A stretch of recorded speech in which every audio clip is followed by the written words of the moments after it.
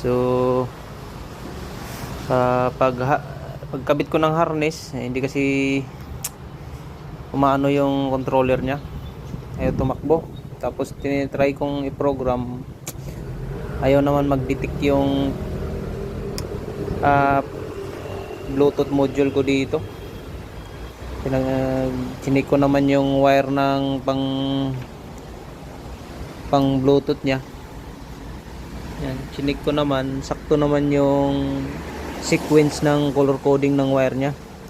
So inisip ko baka nagkamali-mali siya ng kabit dati, na apektuhan yung controller, kasi nagtry kasi siyang magpalit ng harness nito, kaya tatlo yung harness, dalawang bago. Ito na yung panghuli, yung kinabit kong harness. So kasi sa dating video natin, may bago siyang harness kinabit dito. So